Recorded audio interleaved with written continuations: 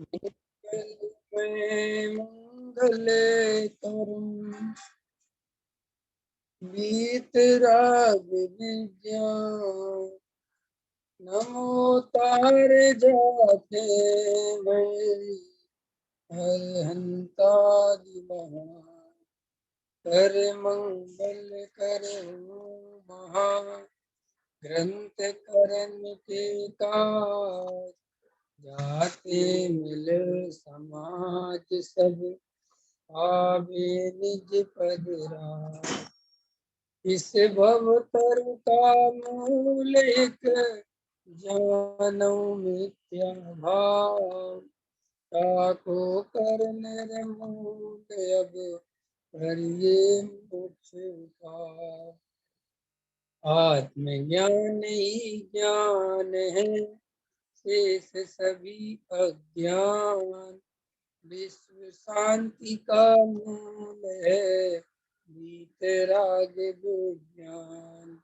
वीतराग विज्ञान ही तीन लोक में सार वीतराग विज्ञान का घर घर हो प्रसार। सम्यक दर्शन का विषय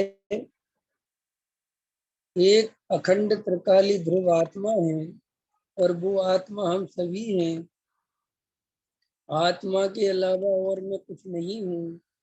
वहाँ की सब मेरे ज्ञान के गेय हैं। ऐसा मेरा स्वभाव है जिसके कारण समस्त जगत के पर पदार्थ मेरे ज्ञान में झलकते हैं, प्रतिबिंबित होते हैं, है ना, दिखाई देते हैं, लेकिन वे गे मेरे ज्ञान में प्रवेश नहीं पाते, सिर्फ झलकते हैं।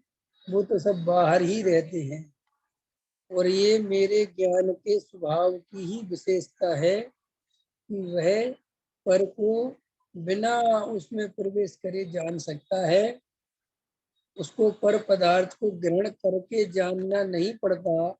पर पदार्थ अपने स्वचतुष्टय में विराजमान रहता है, फिर भी जीव ऐसे स्वभाव को धारण करे हुए है कि पर पदार्थों में प्रवेश करे बिना ही पर पदार्थों को सहजता से जानता है। और वे पर पदार्थ भी, उनके अंदर भी एक ऐसा गुण है प्रमेयत्व नाम का, जिसके कारण वे भी किसी न किसी ज्ञान के विषय बनते हैं। लेकिन ये जीव माने मैं अनादि काल से ये कंफ्यूजन क्रिएट हो गया, ऐसा भ्रम पैदा हो गया कि जिन जिन पदार्थों को जीव जानता है उनमें अपनापन कर लेता है। ये गलती है। पर पदार्थों को जानना अपराध नहीं है। पर पदार्थ को तो जानना जीव का स्वभाव है। जो भी जगत के पर पदार्थ हैं, अपना मकान है, पत्नी है, बच्चे हैं, दुकान है, सब ज्ञान के विषय बनते हैं। लेकिन जीव क्या करता है, उनमें अपनापन खोजता है, उनमें अपनी सत्ता खोजता है और वो भूल जाता है कि इससे न्यारी मेरी सत्ता अलग है। ये पर पदार्थ हैं, ये मेरे ज्ञान का विषय है, लेकिन मैं इन विषयों में नहीं हूँ।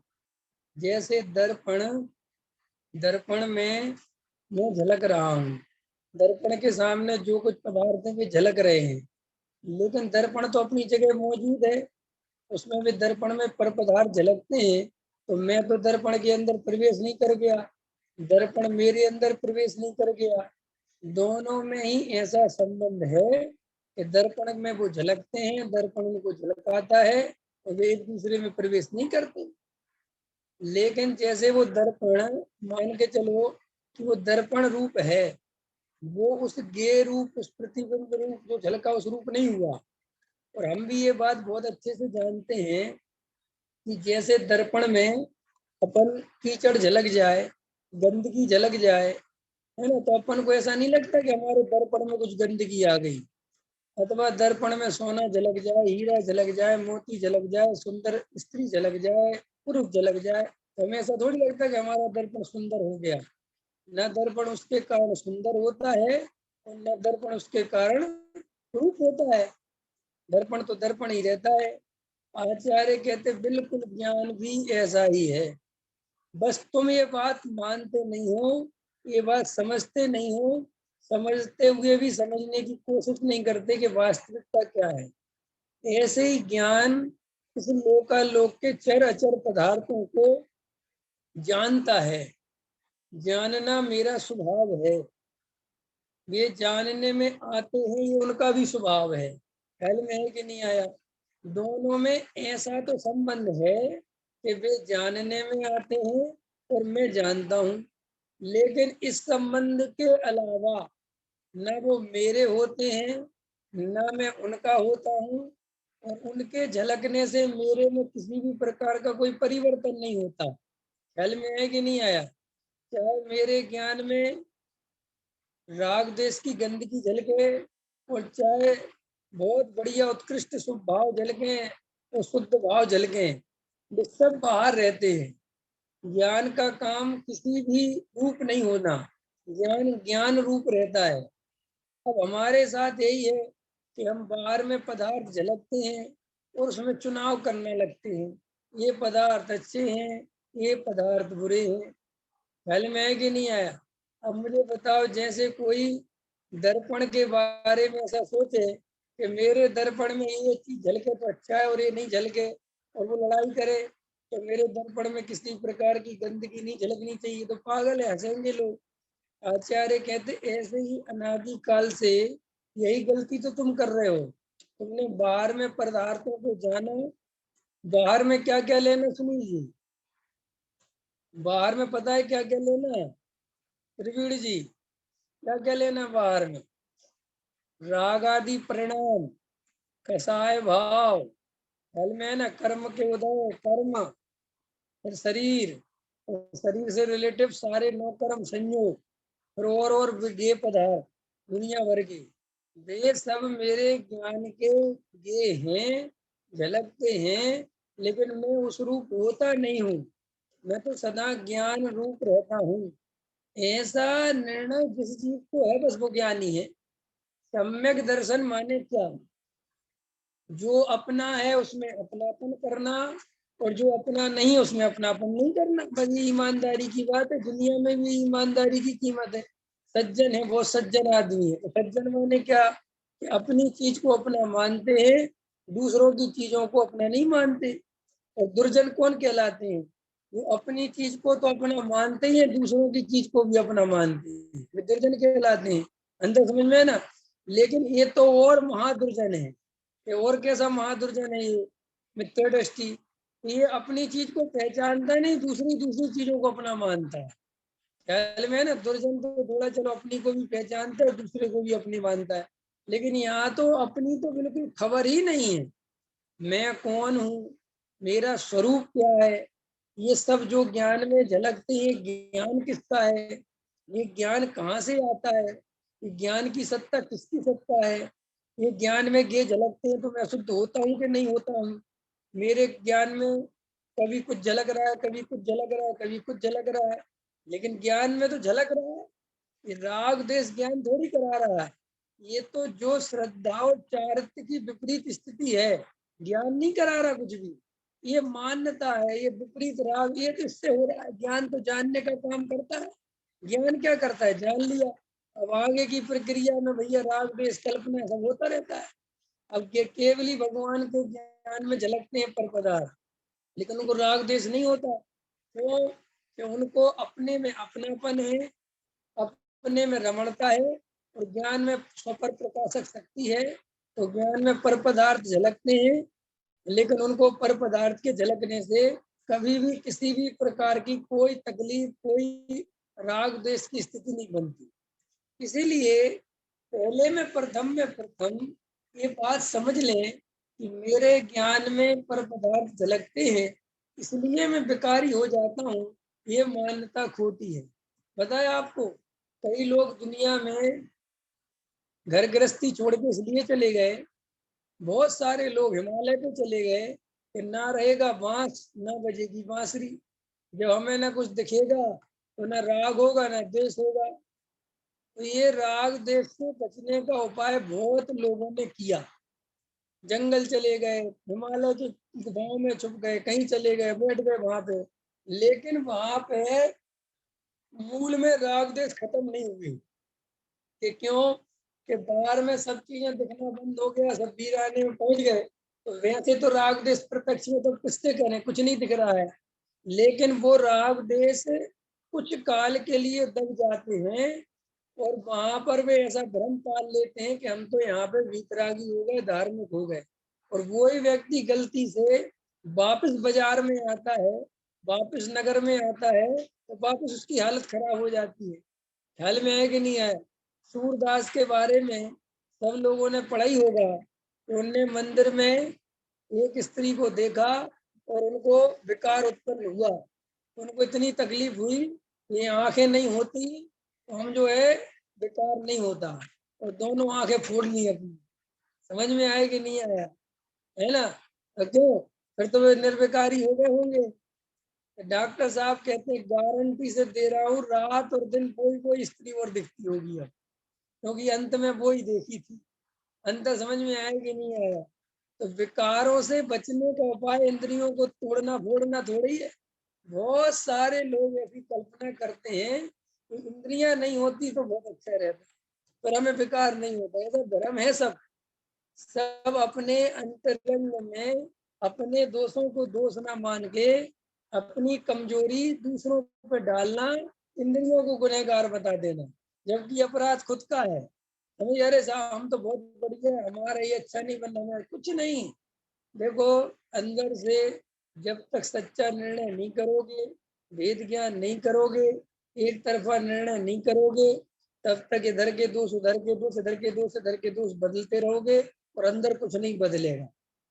तो इसलिए अपने ज्ञान स्वभावी आत्मा को पहचानो। ये पहले में पहला पुरुषार्थ है। राग आदि से भिन्न देखो, ख्याल में है ना? शरीर आदि से भिन्न देखो, ज्ञान स्वभावी आत्मा की सच्ची पहचान, ये काम करने लायक है। अभी हमारे ज्ञान में गे झलकते हैं, ये कोई अपराध नहीं है, और हमारे ज्ञान में गे झलकना ये उसका स्वभाव है। इसलिए गेयों से परेशान होना नहीं। रागादि विकारी भाव हमारे अंदर उत्पन्न होते हैं, उनसे भी प्रथम भूमिका में परेशान ना होके उनके अभाव करने की विधि समझना। ख्याल में है कि नहीं आया? रागादि विकारी भाव से डरना नहीं है, रागादि विकारी भावों को अपना नहीं मानना, यही रागादि विकारी भाव के अभाव करने की विधि है। अंतर समझ में आया? राग की विधि, लोग कहते हैं, गुरुदेव श्री से प्रश्न किया कि जब विकार अपनी योग्यता से होता है, उसमें कोई कुछ करता धरता है ही नहीं, तो जब तक विकार होने की योग्यता होगी तब तक विकार होता रहेगा। सुनील जी ध्यान देना इस बात को। प्रश्न क्या किया कि आप कहते हो कि विकार होने की योग्यता पर्याय की है, और जब तक विकार होना है तब तक होगा, ऐसा कहते। ठीक है, अगर जब तक विकार होना होगा तब तक होगा, तो गुरुदेव कहते हैं कि जो ये बात हृदय से समझ में आ गई, योग्यता पे भरोसा आ गया, तो जब तक विकार होना है तब तक है, सब भरोसा आ गया, तो बस अब तेरे विकार गारंटी से खत्म होने वाला है। ख्याल में है ना? मैंने जिनकी पर्याय में अभी विकार खत्म होने वाला नहीं है अनंत काल तक, उनको ये बात समझ में आएगी नहीं। और जिनको ये बात जम रही है, स्वीकार हो रही है कि वास्तव में राग अपनी योग्यता से होता है, मैं उसका करता धरता नहीं हूँ, मैं तो ज्ञान स्वभावी जीव तत्व ही हूँ, गारंटी से आगामी समय में उसके रागादि विकारी भाव नाश को प्राप्त होंगे। प्रवीण जी, ऐसा ही वस्तु का स्वरूप है। समझे ना? बहुत सारे लोगों को लगता है ना, हम फिर क्रमबद्ध मान लेंगे, नहीं मान लेंगे। अरे मान के तो देखो, स्वीकार करके तो देखो तुम। बस मान लेंगे तो ये हो जाएगा, मान लेंगे तो हो जाएगा, करना धरना कुछ है नहीं। आप समझ गए कि नहीं समझ गए? विवाद चल रहे हैं, दुनिया भर में झगड़े चल रहे हैं, आग ठंडी है, आग गर्म है, और तर्क दिए जा रहे हैं। अगर आग को गर्म मान लिया जाएगा तो ये समस्या आएगी। कोई कह रहा ठंडा मान लेंगे तो ये समस्या आएगी। अरे भाई, इससे अच्छा आग छू के देखो ना। नहीं समझे? अगर जीव ऐसा करेगा तो ऐसा हो जाएगा, ऐसा करेगा, ऐसी ऐसी बड़ी बड़ी कल्पनाएं चलती रहती हैं, जबकि वास्तव में है कुछ नहीं, प्रयोग करने की जैसी चीज है। राग कब जाएगा, कैसे जाएगा, ये कोई दम नहीं। देखो मैं आपसे एक प्रश्न करता हूँ, हमने केवली भगवान के द्वारा सुना हुआ तत्व समझा और उन्होंने कहा कि 14वें गुण स्थान में इतना राग जाएगा, 5वें स्थान में इतना जाएगा, 6वें में जाएगा, 7वें में जाएगा, चौथे में राग आएगा, ऐसे अपन ने सब पढ़ लिया। अब मुझे बताओ, तुमने पढ़ लिया तो पढ़ने से तुम्हें वैसा वैसा राग आने लगेगा, वैसे वैसे गुण स्थान बढ़ जाएंगे? बिल्कुल नहीं बढ़ेंगे ना। तो क्यों? कि वे तो प्रयोग तुम्हें करने पड़ेंगे, फिर पता चलेगा कि सर्वज्ञ ने सही कहा था कि नहीं। अब ऐसे तो तुम जो कुछ भी प्रयोग करे बिना अपना दिमाग लगाते रहो, ऐसा हो ही नहीं सकता, वैसा हो नहीं सकता, क्या क्या नहीं हो सकता। ख्याल में आएगा नहीं आया? मैंने कोई प्रयोग नहीं करता, प्रयोग करो, देखो, घबराओ मत। हम राग को सर्वथा अपना नहीं मानेंगे तो क्या होगा? प्रयोग करके देखो, मत मानो, सर्वथा अपना मत मानो, देखो क्या होता है। पता है सुनील जी, ये बात जितनी कहने में आसान लगती है ना कि राग आदि अपने नहीं है और मैं इनका करता धरता नहीं हूँ, ये अनुभव में उतनी ही कठिन है। दया दान व्रतशील संयम आदि कहने में जितने कठिन लगते हैं ना, कि साहब करना बहुत कठिन है, करने में बहुत सरल है, इनमें कुछ भी नहीं है। नहीं समझ में आया? डॉक्टर साहब तो डंके की चोट पे कहते हैं कि तुम्हें व्यवहाराभासी करोड़ों दिखवा सकता हूँ, मैं लाखों मिलवा सकता हूँ, तुम निश्चयाभासी एक आध लेके आओ। क्यों? क्योंकि निश्चयाभासी होने के लिए बहुत ताकत चाहिए। अंतर समझ में आया कि नहीं आया? बहुत ताकत चाहिए। अभी मैं आपसे कहता हूँ तुम राग आदि को अपना मत मानो, आप कह दो ठीक है, फिर ऐसा हो जाएगा, अरे भैया मान के तो देखो, अंदर बार बार निकलेगा, नहीं नहीं भैया ये अपराध है तो अपने ही, अरे अपने ही तो राग कर रहे हैं, कौन कर रहा है, ऐसे ही चलता रहेगा। मैं राग से भिन्न गायक हूँ, ये तो भली भान होनहार हो तो बात समझ में आती है। अंतर समझ में आया कि नहीं आया? स्वरूप देखो, बात मैं रागादि विकारी भावों को मैंने नहीं किया, आपने भूतकाल में जो भाव हुए थे आपने उनको नहीं किया, वे अपने काल में अपनी योग्यता से हुए। सोचो कि हमने नहीं करे, अपने आप होने योग्य थे हुए। अरे भाई साहब ऐसा लगता हमने किए हैं और कर्म भी बदले होंगे और ना जाने उदय में आएगा तो क्या क्या होगा। ख्याल में आया कि नहीं आया?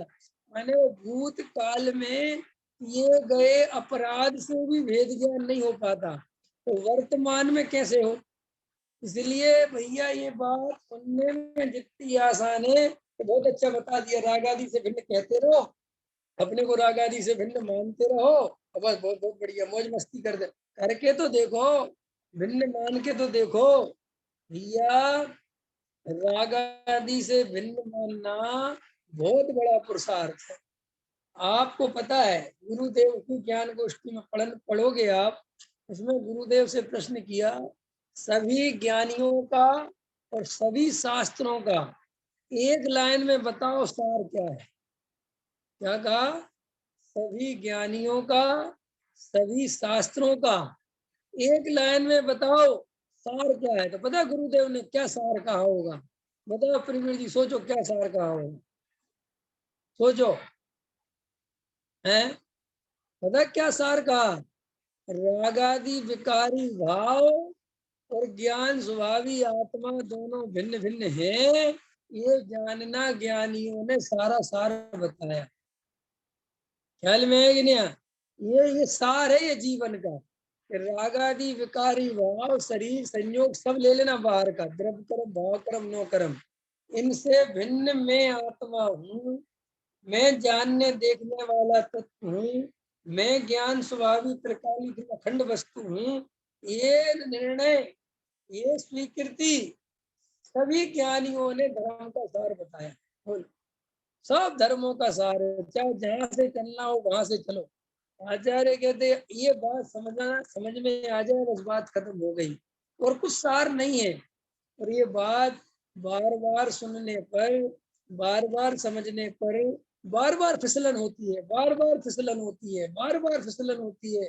एक मिनट में लगता है अरे राग आदि को अपना माने कि नहीं माने, अरे अपनी ने तो किया है, अगर देखो पर्याय में लेकिन है तो अपनी, और ये विकार अपनी तो करे जा रहे, वाह वाह बढ़िया, विकार भी करते रहो और भिन्न भी मानते रहो, खूब खाओ पियो लड्डू मौज करो है, क्यों सुनील जी? है, अभी सुबह कह दो तो बढ़िया मंगोड़ी बनाना है, अभी धर्म पत्नी कहेंगी बस एक समय सार सुनते हो तो मंगोड़ी के बिना रह नहीं सकते। अरे गजब हो गया था। और तुम्हें भी लगेगा कि सही बात है, मैं रात तो बिल्कुल छुड़ाई नहीं, मेरा मंगोड़ी खाने का रात खत्म ही नहीं होता। जबकि ये समझ में नहीं आता कि ये बात नहीं सोचनी, ये सोचनी है कि राग मेरा स्वरूप नहीं है। ये बात ये ठीक है, हम कल सोच लेंगे। ठीक है, हम आप तो पंडित कल से खूब मंगोड़ी खाते हैं, खूब कुछ करते हैं, हाँ ठीक है, हमारी तरफ से तुम्हें जो खाना हो तुम खाना, लेकिन मैं राग आदि से भिन्न हूँ, ये श्रद्धा रख लेना। तो मैं 1000 रुपए का इनाम दूंगा मैं अपनी तरफ से। त्रिवेणी जी चलेगा तो तुम्हारी हिसाब से 11,000 की घोषणा कर दूं? है, नहीं समझ में आया मैंने क्या कहा? शर्त ये है, तुम्हें कल जितने पंचेंद्री के विषय भोग भोगना हो भोग लेना, बस श्रद्धा ये रखना कि मैं भोगने वाला नहीं हूँ, मैं करने धरने वाला नहीं हूँ, मैं त्रिकाली ध्रुव हूँ। ये श्रद्धा रख के तुम जितनी डुबकी लगा सको भोगों में लगा लेना, कोई टेंशन नहीं है, कोई विकल्प नहीं है। करके देखो कल, कल जब ये श्रद्धा रहेगा तब ये समझ में नहीं आएगा कि भोग भोगू कि नहीं भोगू। अंदर समझ में आएगा नहीं आया, अंदर अभी पता ही नहीं है अपन को, हमें लगता है ये तो ठीक है। अरे भाई बहुत आपको नहीं पता, आत्मा की सुगंधी ही इतनी खतरनाक है कि जीव को अनंतानुबंधी के राग से बचा लेती है। ख्याल में आए कि नहीं आया? उसकी सुगंध, उसकी श्रद्धा। आत्मा इतना बलवान है, इतना ताकतवर है, इतना मजबूत है कि अगर जीव आत्मा को हृदय से ध्यान बस रखे तो सहज ही अनंतानुबंधी कसाय से बच जाता है। इतनी ताकत है उसमें, आत्मा में। अंदर समझ में आए कि नहीं आया? आत्मा में रमने की बात नहीं कर रहा हूं मैं, जैसे दुनिया में होता है ना कि तुम मेरा नाम बस ले देना वहां, बस मेरा नाम काफी है, सब काम हो जाएगा। क्या सिर्फ नाम, तुम सिर्फ नाम लेना मेरा, क्योंकि वो ऐसा समझ लो कि वो अपना एक पर्सनल कोड होता है उनका, है ना। एक हमारे है उसमें ऑफिसर है, वो ट्रेन वगैरह में कोई, तो एक बार हम लोग जब कोटा में फंस गए, कोई ऐसी स्थिति बनी कि हमारा जिसमें रिजर्वेशन था, जब वो युगल जी बाबूजी की वो थी उनने दी थी, तो उसमें वो शोक सभा में गए थे, तो वहां पे हमारा टिकट जो है वो कैंसिल हो गया रात को। उस समय ट्रेन वगैरह में कुछ प्रॉब्लम चल रही थी क्या, तो अब भाई रात को स्टेशन पे 10-11 बजे की बात है, हम लोग 5-7 लोग थे, तो वो जो हमारे ऑफिसर है वो मुमुक्षु है अपने, तो उनको फोन मिलाया, ऐसी ऐसी प्रॉब्लम हो गई। तो उसी समय तो राजधानी कोई ऐसी ट्रेन थी कोटा में कि शताब्दी थी, ऐसा कुछ था। तो हम लोग के पास समझ में नहीं है क्या, तो उन्होंने एकदम बोला कि तुम एक जनरल की टिकट ले लो और उसमें चढ़ जाना, ठीक है। और उसमें जब टीटी आए तो टीटी को एक कोड बता देना, समझ में आया ना, उन्हें कोड बताया था। और वो बोले सब वो बोलते ना बात खत्म। ए भाई उसको उसमें गए, टीटी आया और वो कोड बोलते ही एकदम उस सीट दे रहा है, बैठा रहा है, बैठिए बैठिए। गजब का कोड है यार ये तो, तो ऐसी उनकी वो रहती है कि भाई वो चीज अगर आप बोल दी तो इसका मतलब ये आदमी बहुत अंदर से जुड़ा हुआ है, उसने बैठा दिया। ऐसे ही आचार्य कहते हैं कि ध्रुव भगवान आत्मा का इतना श्रद्धान बस करने जीव के मैं आत्मा हूँ, मैं शरीर नहीं हूँ, मैं कसाय नहीं हूँ, मैं संयोग नहीं हूँ, उनसे मेरा सुख नहीं है, मैं इनका करता धरता नहीं। तो आचार्य कहते हैं इस श्रद्धान मात्र से, सुनो क्या क्या होता है त्रिवेणी जी, सुनोगे? इस श्रद्धान मात्र से क्या क्या होता है? अनंतानुबंधी उसी समय खत्म हो जाती है। एक, अगर जीव उस समय मर जाए तो नरक में नहीं जा सकता, त्रियंच गति में नहीं जा सकता, देव गति में जाएगा तो बारहवें स्वर्ग में जाएगा। ऐसी बढ़िया क्वालिटी, समझ तान की बात है। मनुष्य होगा तो राजा महाराजा होगा, उत्तम कुल में पैदा होगा। के काय की बात बता रहा हूँ, सिर्फ मैं आत्मा हूँ, इस श्रद्धान की कीमत बता रहा हूँ कितनी है, समझ गए?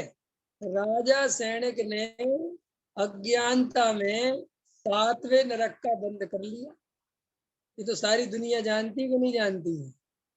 लेकिन तुम सम्यक दर्शन की ताकत देखो, 7वें नरक की आयु 33 सागर है। कितनी सागर है भाई साहब? 33 सागर क्या कहलाती है? 33 सागर, समझ गए? 33 सागर भी तो अब जैनी, अपन सब जैनी भाई है, तो इतना तो सागर वागर की थोड़ी बहुत तो कल्पना समझते ही है। अब वो सोचो, उन्हीं सैनिक को सम्यक दर्शन की प्राप्ति हुई, और सम्यक दर्शन का प्रभाव देखते हो आप, आत्महत्या करने का परिणाम क्या? राजा सैनिक को आत्महत्या करने का परिणाम था। सम्यक दर्शन की बात बता रहा हूं तुम्हें। शायद सम्यक दर्शन लिए हुए हैं और आत्महत्या करने का भाव आया, और आत्महत्या करी। ख्याल में आएगी नहीं? ऐसा नहीं कि भाव अकेला आया, करी आत्महत्या, और करके पहले नरक में 84,000 मात्र की आयु बची। अब आप सोचते हो ये क्या है? ये सम्यक दर्शन, सम्यक दर्शन इतनी बड़ी चीज है प्रमोद जी, विश्वास होए तो बात समझो। ये कोई फ्रॉड केस नहीं है, ये कोई झूठ मूठ बात नहीं है, ये कोई तुम्हें फंसाने वाली बातें नहीं है। ये सर्वज्ञ भगवान के द्वारा बताया हुआ मार गई। राजा सैनिक की कहानी को कपोल कल्पना नहीं है। ख्याल में आया कि नहीं आया? वो राजा सैनिक सम्यक दर्शन के प्रभाव से 84,000 वर्ष की आयु बची उनकी। कहाँ 33 सागर? अगर आपको 33 सागर तो छोड़ो, एक सागर तो छोड़ो, उस सागर का अनंत विभाग की कल्पना कराएंगे तो आफत लगेगी कि ये है क्या। अंत समझ में आएगी नहीं आया? ऐसे 33 सागर को सम्यक दर्शन ने निपटा दिया। और क्या था सम्यक दर्शन? कि मैं आत्मा हूं, मैं शरीर में रागादि विकारी भाव नहीं हूं, मैं त्रिकाली ध्रुव आत्मा हूं। देखते हो तुम कमाल सम्यक दर्शन का? समझ में नहीं आता कितनी बहुमूल्य चीज है आत्मा का श्रद्धान करना। पैसे का श्रद्धान करते फिरेंगे, पत्नी का श्रद्धान करते फिरेंगे, पति का श्रद्धान करते फिरेंगे, नहीं समझे? संयोगों का श्रद्धान, शरीर का श्रद्धान, पता नहीं सोने चांदी का श्रद्धान है, लेकिन ये आत्मा का श्रद्धान नहीं करता। जबकि प्रत्यक्ष पता है कि कैसा भजन है, सज धज कर जिस दिन मौत की शहजादी आएगी, ना सोना खान आएगा न चांदी आएगी, मिट्टी का तू सोने के सब सामान है तेरे। ऐसा भजन है कि नहीं? ऐसा परम सत्य है कि नहीं? पूरी बताओ है। गजब गजब, कमाल कमाल की बात। तो सम्यक दर्शन समझे क्या चीज है? सम्यक दर्शन मजाक समझते हैं सम्यक दर्शन को, और ब्रहशील संयम आदि को पता नहीं क्या क्या समझ बैठे हुए हैं। 3200 पास कर लिए तो अपने आप को पता नहीं क्या समझ रहे। अरे भाई, सबका बाप है सम्यक दर्शन, पता है तुम्हें? सम्यक दर्शन मिल जाए, दुनिया तुम्हारे सामने कुछ नहीं है। हमने कहा ना, 33 सागर को निपटा दिया राजा सैनिक ने, समझ गए ना, सम्यक दर्शन से। अभी हमें, मैं आत्मा हूं ऐसा श्रद्धान मुझे बना रहे भाई साहब, अभी मौत आ जाए, परे अभी छूट जाए, तो इससे 1000 गुनी नहीं, अनंत गुनी बढ़िया पर मिलेगी। बोलो ख्याल में आएगी नहीं है? क्या क्या समझते हो सम्यक दर्शन को? तो आचार्य कहते भाई, तुम्हें हम कोई ऐसा ही नहीं समझा रहे हैं कि तुम सम्यक दर्शन की कीमत समझो। और सुनो, सम्यक दर्शन में और मुझे तो सुनो बहुत आनंद आता है। सम्यक दर्शन एक ऐसी चीज है सुनील जी, आम के आम क्या कहते हैं, गुठलियों के दाम। सम्यक दर्शन ऐसी चीज है वास्तव में। सम्यक दर्शन में देखो, ना तुम्हें घर छोड़ के जाना है, ना परिवार छोड़ के जाना है, ना जंगल में भटकना है, ना भूखे मरना है, कुछ नहीं करना। समझ गया कि नहीं समझ में आया? सम्यक दर्शन माने धर्मशाला जैसा रहना सीख जाओ संसार में, बस बाकी सब चलने दो। क्या गजब की बात है। क्या क्या क्या जा रहा है इसमें तुम्हारा? क्यों प्रवीण जी? है कुछ जा रहा तुम्हारा? है इतने गजब गजब की बात है। जैसे वो तीर्थ क्षेत्रों में कमरा देते हैं ना ये ट्रस्टी वगैरह, तो जब तक तुम हो तब तक तुम्हारा, बाकी रहो आराम से रहो, और बस ताला नहीं लगेगा इसमें। ठीक है, मजे मस्ती है, इससे बढ़िया तो और कुछ नहीं। क्यों? सबसे अच्छा कमरा है कि नहीं तीर्थ क्षेत्र का? देखो, ताला लगाना नहीं, अपन को कुछ उसकी देख रेख करनी नहीं, तो तुम जब जाओगे तुम्हें साफ सफाई किया हुआ बढ़िया रहने मिलेगा। कितना बढ़िया है A1 क्वालिटी का। अब ये आचार्य कहते बस ऐसे ही पर्याय संबंधी संयोग संबंधी निर्णय रखो। यहाँ पे कुछ दिन तक रहना है, तब तक ये सब व्यवस्थाएं अपन को फिर चले जाना है। यहाँ अपना कुछ नहीं है, अपन आत्मा है, आत्मा ही रहेंगे, आत्मा ही हूँ बस। ये आत्मा अपने, इतनी बात समझने में बरसों निकल गए, जन्मों निकल गए, समझ नहीं पा रहे। बार बार शरीर को सुखी करने का उपाय, बार बार संयोग को सुखी करने का उपाय। मैं नहीं होऊंगा तो मेरे बच्चों का क्या होगा, मैं नहीं होऊंगा तो मेरी पत्नी का क्या होगा, मैं नहीं होऊंगा तो मेरा आचार्य कह रहे क्या होगा क्या होगा, जो सी बातें करते हो। तुम्हारे सामने रोज आदमी मरते हैं, रोज आदमी छोड़ के निकलते हैं, किसका क्या होता है, किसका क्या होता है। बेई पत्नी बेई बच्चे भूल भाल के 6.5 महीने में अपने अपने काम में लग जाते कि नहीं। अच्छा बता प्रवीण जी, याद करते रहना चाहिए कि भूल जाना चाहिए है? तो भूल जाना चाहिए, उसमें याद करने में तो है क्या, कहाँ तक याद करोगे, उसमें देखा क्या है। हाँ बस ये है कि तुम्हें ये याद करना चाहिए कि मुझे भी छोड़ के जाना है, इसलिए तुम अपनी सावधानी अपनी तैयारी करो। इतनी सी बात है उसमें। ये बात गजब गजब का विषय है ये सम्यक दर्शन। मैं तो ऐसा चाहता हूँ कि सम्यक दर्शन सारे संसार को हो जाए, क्योंकि सम्यक दर्शन हो जाएगा तो बस सब कुछ बढ़िया हो जाए। नहीं समझ में आया? इस सम्यक दर्शन के बिना तो सारे झगड़े चालू हो रहे हैं, और क्या हो रहा है खबर नहीं चीजों को। पता नहीं बेचारों को, कुछ भी लगे एक दूसरे की मार काट करने में, हत्या करने में, लूटने में, पता ही नहीं, अंतरंग में निर्णय नहीं है। देखो संसारी जीव ये नहीं समझ पाता कि तुम दूसरों को दुखी करके सुखी कैसे हो सकते हो। बोलो कोई उपाय है क्या दूसरों को दुखी करके सुखी होने का? कोई उपाय नहीं संसार में है, कुछ खबर नहीं। अभी चाइना वालों के पास, ये तो सबको ही पता है ना, चाइना वालों के पास इतनी जमीन है, इतनी जमीन है, और बहुत सारी जमीनें खाली पड़ी हैं, जंगल पड़े हैं, बहुत सारी सारी जगह पड़ी हुई है, बहुत बड़ा है। उनको उस जगह की कोई कीमत नहीं है। हिंदुस्तान की मिल जाए 10-20 किलोमीटर, इस पे दिमाग लगाते रहते, लड़ रहे हैं, इतनी मिलिट्री लगा रखी कि नहीं। और वो ही मिलिट्री का पैसा बचा के वहां की जो बेकार की जमीनें पड़ी हैं उनको बढ़िया हरा भरा बना देवे तो कितना बढ़िया रहे। नहीं समझे हो? पाकिस्तान ने पूरी जिंदगी खपा दी कश्मीर के चक्कर में। अभी तक तो एक कश्मीर बन जाता पाकिस्तान में बढ़िया सा, अंदर समझ में आया। लेकिन आदमी संसारी जीव समझ ही नहीं सकता कोई चीज, यही तो बुद्धि है। हम तो कई दो दो भाइयों को देखते हैं, अब जो मुकेश अंबानी अनिल अंबानी है, अलग अलग हो गए, छोटी छोटी बातों पे तो होंगे कि हमें इतना चाहिए। अगर दोनों मिलके रहते कि इतनी संपत्ति यार क्या रखा है भैया, तो हो सकता है अभी वर्ल्ड के नंबर बन गए होते कि नहीं है। अब वो बेचारा 14वें नंबर, 13वें नंबर, 2 नंबर, 1 नंबर, रोज लड़ाई झगड़े चलती रहती है बेचारे पर। संसारी जीव इतना दुखी है अपनी मूर्खता से। आचार्य कहते कोई संयोग दुखी नहीं करते, कोई परद्रव्य दुख नहीं करता, स्वयं की ही कल्पना से अज्ञानता से दुखी होता है जी। अंदर समझ में आया? हम आपसे कहते हैं अगर आज भी अपन सम्यक दर्शन का सच्चा स्वरूप समझे और अपने आत्मा के प्रति हृदय से वास्तव में अपनापन करें और संयोगों के बारे में सच्चाई समझे, तो क्या अपना है, कितने दिन रहना है, तो देखो अपने आप कितनी शांति आ जाती है, कितनी आकुलता कम हो जाती है। और आकुलता ही तो कम करना चाहता है जीव सुखी होने के लिए। और क्या चाहते हो आप बताओ सुनीता जी, और कुछ चाहते हो? आकुलता नहीं हो। लेकिन आचार्य कहते हैं बस आकुलता कम करने की बजाय आकुलता बढ़ाने वाले उपाय करता है, और मान्यता ये रखता है कि इनसे आकुलता घट जाएगी। भाई इतनी तो बात है ही।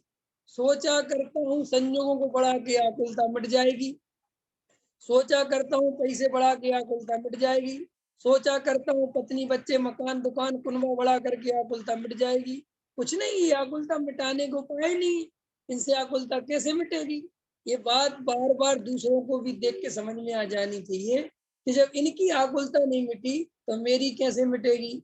तो सम्यक दर्शन की कीमत पहचानो।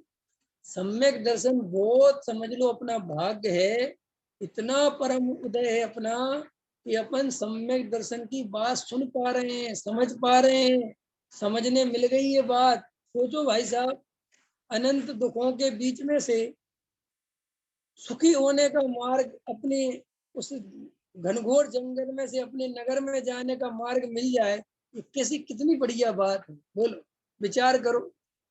वर्तमान में बेचारे जीवों को कुछ पता ही नहीं है, कहाँ कुछ पता है, क्या सम्यक दर्शन है, क्या आत्मा है, क्या नहीं है, क्या करना है, क्या नहीं करना है, मैं कौन हूँ, कहाँ से आया हूँ, ये सब क्या व्यवस्था है, प्रकृति की क्या व्यवस्था है। बड़े बड़े वैज्ञानिक रिसर्च कर रहे हैं, अब दुनिया ऐसी होने वाली है, वे होने वाला है, वो होने वाला है?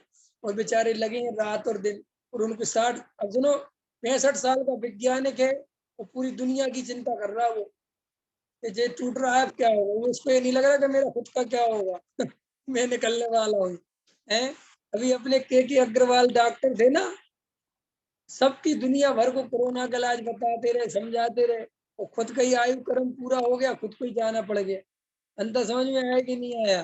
तो ये बात अपने को गहराई से समझनी चाहिए कि जगत में भैया तुम किसी की चिंता मत करो, और अपनी भी चिंता मत करो, चिंता तो करनी नहीं, बस जो वस्तु का स्वरूप है उसे पहचान कर उसकी सच्ची श्रद्धा करो, आनंद ही आनंद आएगा।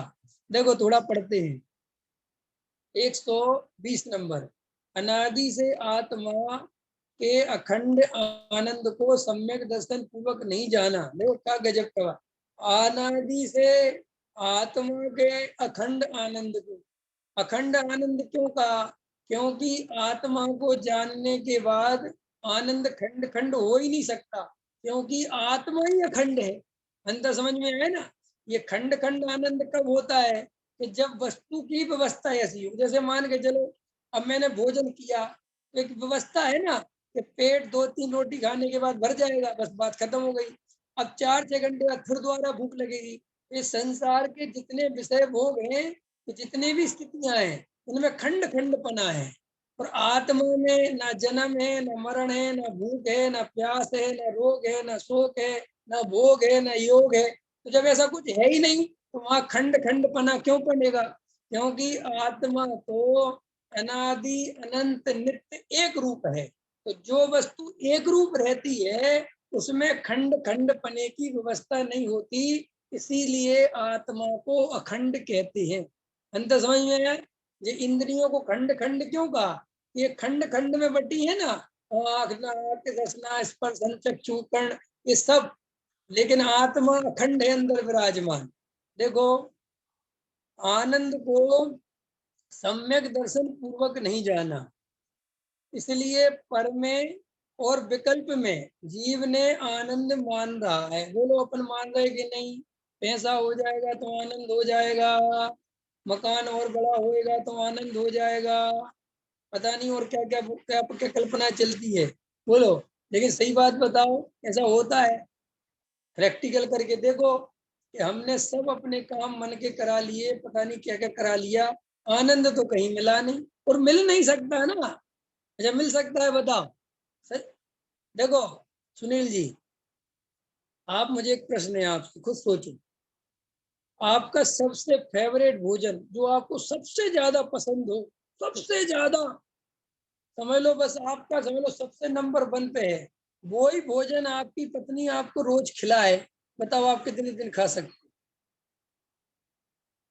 आपकी सबसे बढ़िया फेवरेट जगह, समझिए सबसे फेवरेट, उससे बढ़िया कोई जगह नहीं, आपको परमानेंट वहीं रख दिया जाए, बोलो कितने दिन तक आप वहां अच्छा लगेंगे? कौन सा महल है जिसमें आप परमानेंट आनंद मान सकते? ये सब आपको समझना पड़ेगा कि ऐसा स्वरूप ही नहीं, ऐसा हो ही नहीं सकता। अंतर समझ में है ना? ख्याल में है ना? क्योंकि स्वरूप ही ऐसा है वस्तु का कि आपको सदा काल पर द्रव्य से एक रूप में आनंद नहीं मिल सकता, इसलिए तो बदलते फिरते हैं, क्योंकि हमें वहां बोरिंग होती है, इसलिए वो खंड खंड रूप आनंद मिलता है। अभी इसमें सोच रहे थे कि इस मकान में आनंद मिलेगा, अब ये मकान में उब गए, अब दूसरा मिल जाए, चाहे वो मिले चाहे नहीं मिले वो अलग बात है, लेकिन इसका सुख तो खत्म हो गया कि नहीं हो गया है? बोलो। सब संसारी जीव एक एक चीज में लगा लो, चाहे वो बच्चे हो चाहे कुछ भी हो, कुछ भी हो, मैं तो कहता हूँ, इसलिए तो हम हर चीज में वेराइटी ढूंढते हैं। त्रिवेणी जी, ये भोजन बनाओ, कल ये बनाओ, परसों ये बनाओ, फिर ये बनाओ, फिर ये बनाओ, फिर ये बनाओ, फिर ये बनाओ, फिर ये बनाओ, क्यों क्यों? कपड़े भी, ये कपड़े फिर दूसरे कपड़े फिर तीसरे कपड़े फिर चौथे कपड़े फिर पांचवे कपड़े। कई लोग तो ऐसे होते हैं मकान नहीं बदल बदल पाते, तो मकान का वो क्या होता है, डिजाइन बदलते रहते हैं, कभी कहीं सोफा लगाएंगे, फिर वहां से हटाएंगे, फिर कहीं डाइनिंग, फिर कहीं कुछ, फिर कहीं कुछ, फिर कहीं कुछ, फिर कहीं कुछ, फिर कहीं, क्या करें? मन तो बहलाना है कि नहीं है? हैं? ये चेहरे सूख जाते हैं तो इसमें भी चेंज करवाएंगे, हेयर स्टाइल से इससे उब जाएंगे। अब उब तो पता नहीं किस किस से जाते हैं, लेकिन हर जगह चुनाव तो नहीं है ना, कर तो नहीं सकते ना कुछ भी, तो बेचारा दुखी होता रहता है। क्या करे? अब क्या करूं, कह तो पाता नहीं, कहेगा किससे? तो बेचारा मन ही मन दुखी होता है। वो टोडामल जी क्या समझाते हैं, मन के दुखों को पढ़ो, मनोविज्ञान जो कितना दुख है अंदर ही अंदर, मन में तो चाहता है ये बदल जाए, ऐसा मिल जाए, कह नहीं सकते। और उसको आचार्य कहते हैं इसी तरह से संसार के सुखों की कल्पना करता है, और वहां पर वास्तव में कितने ही कुछ कर लो, सदा काल सुखी होने का कोई उपाय नहीं है। अब आत्मा के संदर्भ में लगाओ, आत्मा के संदर्भ में बिल्कुल सबसे बड़ी विशेषता ये है कि आत्मा के अंदर प्रवेश करते ही एक तो ये मिथ्या कल्पना बंद हो जाती है, समझ में आया नहीं? और फिर आत्मा की जो एक निराकुलता है, वो क्यों है? क्योंकि आकुलता वहां पर पदार्थों के बदलने से, उनको बदलन परिणमन कराने से हो रही थी। यहाँ आकुलता का काम क्यों नहीं है? क्योंकि परिणमन सहज एक रूप ही चल रहा है, वहां कुछ भी परिणमन में हेर फेर नहीं है, शाश्वत है, सदाकाल है, न बुढ़ापा है, न जवानी है, न परिस्थितियां बदलती है, न कुछ बदलता है। तो वहां जीव परमानेंट सुखी रह सकता है। इसलिए वो कहते तुम यहाँ टिक जाओ तो सुखी रह जाओगे, क्योंकि वहां पर वो सारी व्यवस्था नहीं है जिस व्यवस्था के कारण तुम परेशान हो रहे थे। ख्याल में आया ना? इसीलिए पर में और विकल्प में जीव आनंद मान रहा है, परंतु मैं अखंड एक रूप स्वभाव हूँ, उसी में मेरा आनंद है।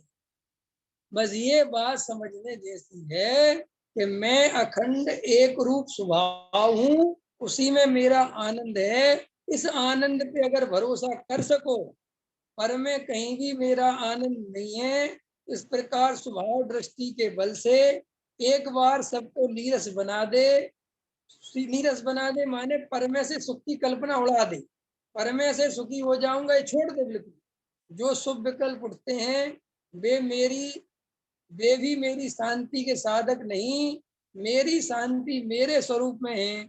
इस प्रकार स्वरूप के रसानुभव में समस्त संसार को नीरस बना दे, तो तुझे सहजानंद स्वरूप के अमृत रस की अपूर्व शांति का अनुभव प्रकट होगा। उसका उपाय सम्यक दर्शन है। सम्यक दर्शन को फिर बोलो, इस जगत को धर्मशाला समझो, परमानेंट अपना रहने का ठिकाना मत समझो। ये अपने जीवन का एक पड़ाव है, ये परमानेंट रहने की जगह नहीं है। ये पड़ाव को पड़ाव समझोगे, धर्मशाला समझोगे, तो खाली करने में कोई दिक्कत नहीं आई। अंदर समझ में आया? देखो मृत्यु सामने खड़ी हुई है और हमने किसी भी पर पदार्थ में अपनापन नहीं किया, तो हमें जाने में कोई तकलीफ होगी? प्रवीण जी, धर्मशाला का कमरा छोड़ने में तकलीफ तो नहीं होती, क्योंकि वहां किसी से कुछ भी अपनापन नहीं किया, इसलिए धर्मशाला में अपना समय हुआ और अपन शांति से निकलते हैं।